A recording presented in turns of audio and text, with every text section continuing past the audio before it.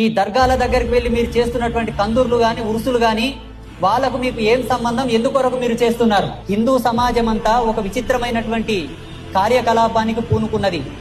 ఏంటంటే త్వరలోనే రాబోతుంది మొహర్రం అని.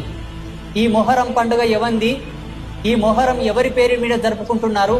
ఆ మొహర్రం చేసుకోవడానికి వాళ్లకు మీకున్నటువంటి సంబంధం ఏంది ఒకసారి ఆలోచించండి. ఇక్కడనేమో శంకరాచార్యుల ఉత్సవాలు చేయమంటే, పూజలు చేయమంటే ఒకటి అడ్డం వస్తుంది మీకు. రామానుజాచార్యుల వారి ఉత్సవాలు చేయమంటే, పూజలు చేయమంటే ఏదో ఒకటి అడ్డం వస్తుంది మీకు.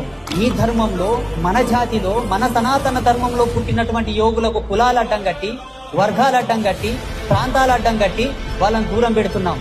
మరి ఎక్కడి నుంచో బ్రతుకు తెరువు కోసం వాళ్ళు ఈ దేశానికి వచ్చారు. వాళ్ళకు మీకేం సంబంధం? ఎందుకు మీరు వాళ్ళ దర్గాల దగ్గరికి వెళ్ళి కందులు చేస్తున్నారు, ఉత్సవాలు చేస్తున్నారు? సంవత్సరంకి మొహరం పండుగ వస్తే